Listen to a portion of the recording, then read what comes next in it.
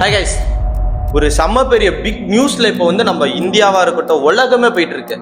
அது வார் ஸ்டார்ட் ஆகி 3 நாள் தான் ஆகுது. அதுக்குள்ளேயே நமக்கு எவ்வளோ அடிக்கு மேல அடி விழுந்துட்டு இருக்கு. இதுவே இன்னும் கண்டினியூ ஆச்சுன்னா அதுக்கு முன்னாடி எப்ஸ்டீன் ஃபைல்ஸ் உங்க எல்லாத்துக்குமே தெரியும். ஒரு வாரத்துக்கு முன்னாடி அதை பத்தி எல்லாமே பேசிட்டு இருந்தாங்க. ஆனா இப்போ கரண்ட் சுச்சுவேஷன் எது பத்தி போயிட்டு இருக்கு? யுஎஸ்ஏ, இஸ்ரேல், ஈரான் இதை பத்தி தான் பேசிட்டு இருக்காங்க. இது வந்து ஒரு எப்ஸ்டீன் ஃபைல்ஸை வந்து மறைக்கிறதுக்கோசரம் நடக்கப்பட்ட போரா? இது போரான்னு கிடையாது, இது மறைக்கப்பட்ட ஒரு போராக தான் இது போயிட்டு இருக்கு. அது என்னன்னு நம்ம இந்த வீடியோல பிரீஃபா பார்ப்போம். அதை தாண்டி இதுக்கு நமக்கு ஒரு பெரிய ஆபத்து பின்னாடி வெயிட்டிங்ல இருக்கு. வாங்க இந்த வீடியோல நம்ம ஃபுல்லா பார்ப்போம்.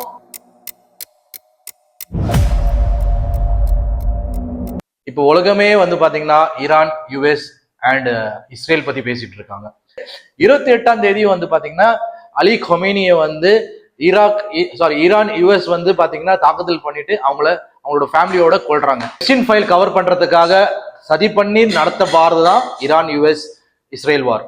ஏன் சொல்றேன்னா, இந்த மிகப்பெரிய world leaders like Donald Trump, Bill Gates, Hillary Clinton, அப்புறமா பிரின்ஸ் எட்வர்டு, இவங்க எல்லாமே பேர் அடிபட்டுறதுனால திடீர்னு எல்லாரும் ஒரு வாரமா 10 நாளா எப்ஸ்டீன் ஃபைல் பேசிட்டு இருந்த அத்தனை நாடுகளும் திசை திருப்பிட்டு அப்படியே ஒரு வார் சிச்சுவேஷன் கன்வெர்ட் பண்ணது காரணமே வந்து பாத்தீங்கன்னா இது மோட்டிவேட்டட் வார் என்று சொல்றதுனால என்னன்னா, என்ன இவங்க காரணம் வச்சு ஈரானை தாக்குதல் பண்றாங்கன்னா, ஈரான் வந்து நியூக்ளியர் பாம்பு வச்சிருக்கேன்னு சொல்றாங்க. ஆனா ஈரானோட சுப்ரீம் லீடர் ஆயத்துல்லா கமேனி வந்து 1989 பாத்தீங்கன்னா இது ஒரு அன்இஸ்லாமிக் ஒரு சிச்சுவேஷன், அதனால வந்து பாத்தீங்கன்னா நாங்க வந்து நியூக்ளியர் எனர்ஜி கூட யூஸ் பண்ண மாட்டேன்னு சொல்லிட்டு அது வந்து அவங்களோட மேனிஃபெஸ்டோல பிளஸ் அந்த நடைமுறையில அவங்க வந்து இம்ப்ளிமெண்ட் பண்ணிட்டாங்க. எப்படி யூஎஸ் வந்து ஈராக்ல வந்து வெப்பன்ஸ் ஆஃப் மாஸ் டிஸ்ட்ரக்ஷன் இருக்குன்னு சொல்லிட்டு உள்ள நோந்துட்டு பெட்ரோலும் பிளஸ் அவங்களோட ரிசோர்ஸும் கிட்டத்தட்ட 22 லட்சம் ஈராக்கிங்களோட வீடுகள், குழந்தைங்களை நாசமா பண்ணிட்டு வார் சிச்சுவேஷனை என்கரேஜ் பண்ணிட்டு உள்ள எடுத்து வந்து ஒரு நோக்கத்துல வந்து இறக்கி விட்டதுதான் இவங்களோட நோக்கம். ஆனா ஈரான் கிட்ட பாத்தீங்கன்னா ஒன்னு கூட நியூக்ளியர் வார் ஹெட் கிடையாது. இன்னைக்கும் வந்து IAEன்னு ஒரு அமைப்பு இருக்கு. அந்த அமைப்பு பிரகாரம் பாத்தீங்கன்னா நாசால இருந்து பிக்சர் பண்ண அவங்களோட சைட்ஸ் எல்லாம் பாத்தீங்கன்னா ஒரு நியூக்ளியர் வார் ஹெட்ஸ் ஈவன் யுரேனியமோட 0.001 மில்லிகிராம் சர்ஃபேஸ்ல இல்லைன்னு சொல்லி IAEA ரிப்போர்ட் கொடுத்திருக்காங்க. ஆனா இந்த நோக்கம் பியூர்லி மோட்டிவேட்டட். எதுக்காகனா இந்த வார் வந்து ஸ்டார்ட் பண்ணதே வந்து பாத்தீங்கன்னா இது வந்து பியூர் அண்ட் போர் கவரப்பு தான். ஈரானோட கரண்ட் சிச்சுவேஷன் என்னன்னா, நாங்க வந்து ஆயத்துல்லா கமேனியோட டெத்தோட பழி வாங்கி தான் ஆகும் அப்படின்னு சொல்றாரு. ஈரானோட இப்போ இன்டீரியர் மினிஸ்டர் 2 பேர், அவங்க 2 பேரோட நோக்கம் என்னன்னா, இன்னைக்கு வந்து நம்ம பேசிட்டு இருக்கும் போது ஒரு 2 ஹவர்ஸ் பிஃபோரே பாத்தீங்கன்னா பேட்டி கொடுத்திருக்காங்க. ஆயத்துல்லா கமேனியோட ரத்தம் சிந்தனது நாங்க வந்து வேஸ்ட் ஆக்க மாட்டோம், அவங்களோட பழி கண்டிப்பா வாங்குவோம். அவங்களோட பார்லிமெண்ட்லயும் பாத்தீங்கன்னா ரெட் பிளாக் ஹோஸ்ட் பண்ணிருக்காங்க. அவங்க ட்ரெடிஷன்ல ரெட் பிளாக் ஹோஸ்ட் பண்றாங்கன்னு அர்த்தம்னா ரத்தம் சிந்திருக்காங்க, அந்த ரத்தத்துக்கு பலி வாங்கிதான் ஆகும்னு அர்த்தம். ஸோ இது வந்து வே பேக் ஒரு அவங்களோட ஈரானியன் ஹிஸ்டரி எடுத்து பாத்தீங்கன்னா இந்த ரெட் பிளாகோட அர்த்தம் உங்களுக்கு தெரியும். இப்போ கரண்ட் சிச்சுவேஷன் என்னன்னா, ஈரான் வந்து பாத்தீங்கன்னா கண்டினியூஸா டெலிவியா, அப்புறமா பெஹூசா, அப்புறமா 4-5 கேபிட்டல் சிட்டிஸ் ஆஃப் இஸ்ரேல் வந்து தாக்குதல் பண்ணியிருக்காங்க. இதுக்காக யார் யார் ஆதரவு கொடுத்தாங்களோ அவங்கள வந்து நம்ம அட்டாக் பண்ணுவோம். அதுல மிகப்பெரிய கட்டம் என்னன்னா, டைரக்டா டெலிவியா கேபிட்டல் சிட்டில கண்டினியூஸா ஒரு 14,000 ராக்கெட்ஸ் வந்து நோக்கி போயிருக்கு. ஆனா இஸ்ரேலோட டிஃபென்ஸ் சிஸ்டம் ரொம்ப நல்லா இருக்கு. இந்த அயன் டோம்னு சொல்லி ஒரு டிஃபென்ஸ் சிஸ்டம், கிட்டத்தட்ட 90% ஆஃப் த ராக்கெட்ஸை வந்து அவங்க தூக்கி அடிச்சு கொண்டிருக்காங்க. அந்த டெப்ரிஸ்ல போய் சிலது டார்கெட்ஸ் வந்து டைரக்டா போய் ஹிட் ஆகி அந்த இடத்துல எல்லாம் அடிச்சிருக்காங்க. கேஷுவலிட்டிஸ் நிறைய ஒரு 200-300 மேல வந்திருக்கு. அதே மாதிரி ஆதரவு கொடுத்த நாடுகள்ல கல்ஃப் கண்ட்ரீஸ்ல வந்து பாத்தீங்கன்னா துபாய் இருக்கு. துபாயோட பாம் ஜுமேரால பாம் ஆயிருக்கு, அப்புறமா புர்ஜ் கலிஃபா மேல பாம் ஆயிருக்கு, ஷார்ஜால பாம் ஆயிருக்கு, ஷார்ஜா மால்ல பாம் ஆயிருக்கு. இப்போ லேட்டஸ்டா ஒரு 3 ஹவர்ஸ் முன்னாடி ஒரு நியூஸ் என்னன்னா, DXB ஏர்போர்ட் வந்து பாத்தீங்கன்னா ஒரு தாக்குதல மாட்டியிருக்காங்க.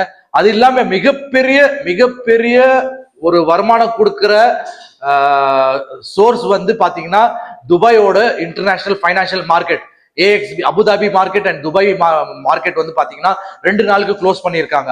எதுக்குன்னா இது ஓபன் பண்ணாங்கன்னா மிகப்பெரிய லாஸ் நடக்கும்னு சொல்லி கண்டினியூஸா 2 நாளுக்கு அந்த மார்க்கெட் க்ளோஸ் பண்ணியிருக்காங்க. உலகத்திலேயே இப்ப வரைக்கும் இந்த மாதிரி சிச்சுவேஷன்ல நடக்காத ஒரு சுச்சுவேஷன் வந்து துபாயில சந்திருக்காங்க. துபாய்க்கு வந்து பாத்தீங்கன்னா இது மிகப்பெரிய ஃபைனான்சியல் லாஸ். இவங்களுக்கு வருமானம் இல்லாம பிளஸ் இவங்களோட டூரிஸ்டோட நிறைய லாசஸ் வந்து எதிர்பார்க்க முடியுது.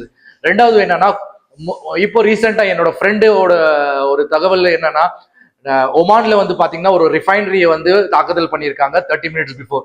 அது வந்து டைரக்ட் ஹிட் அவங்களோட ரிஃபைனரியில ஹிட் ஆயிருக்கு.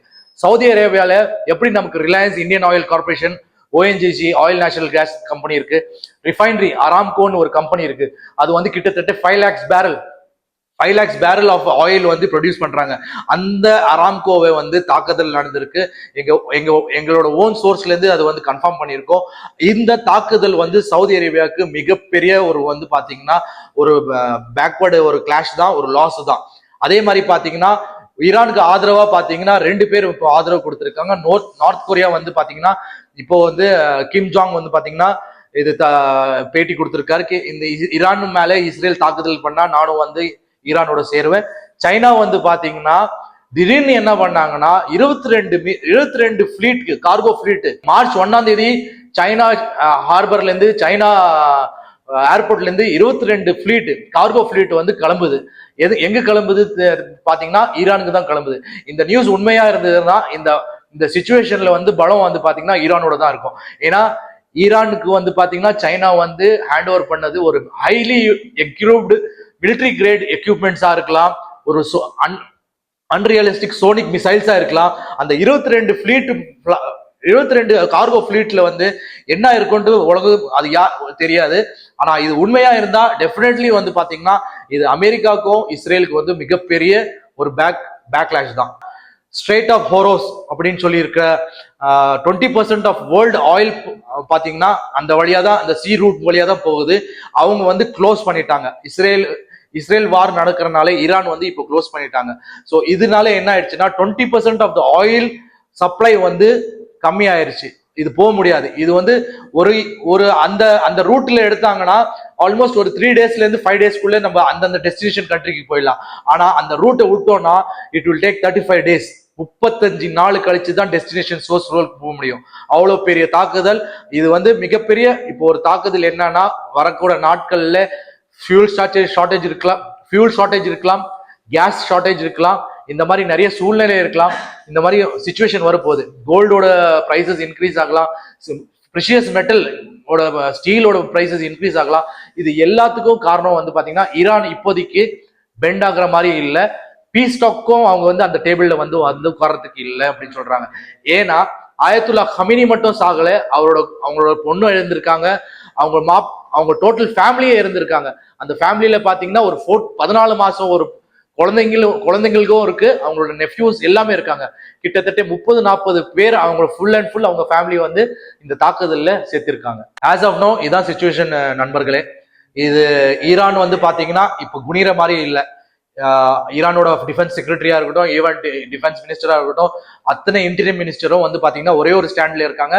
We will not bend, we will not bow. நாங்க வந்து தாக்குதல் பண்ணுவோம் சொல்லி. ஸோ இதான் கரண்ட் சிச்சுவேஷன். ஃபியூச்சரா அப்டேட் சிச்சுவேஷன் வந்ததுன்னா நாங்க திருப்பியும் வந்து இன்ஃபார்ம் பண்றோம். Stay tune. Thank you very much. நீங்க எல்லாருமே பார்த்திருப்பீங்க நம்ம அண்ணன் வந்து பேசினத. இதுதான் கரண்ட் சுச்சுவேஷன் நம்ம வேர்ல்டுல நடக்கிறது. வார் ஸ்டார்ட் ஆகி 3 நாள் தான் ஆகுது. அதுக்குள்ளேயே நமக்கு எவ்வளோ அடிக்கு மேல அடி விழுந்துட்டு இருக்கு. இதுவே இன்னும் கண்டினியூ ஆச்சுன்னா நமக்கு வந்து ஆபத்து. பொருட்கள் விலையில இருந்து அத்தியாவசிய தேவையில இருந்து எல்லாமே இன்க்ரீஸ் ஆகிறதுக்கு ரொம்ப வாய்ப்பு அதிகமா இருக்கு. நம்ம வந்து வேர்ல்டு வார் 3 நோக்கி தான் போயிட்டு இருக்கோமான்னு தெரியல. ஓகே, நீங்க அதை வந்து கமெண்ட் பண்ணுங்க.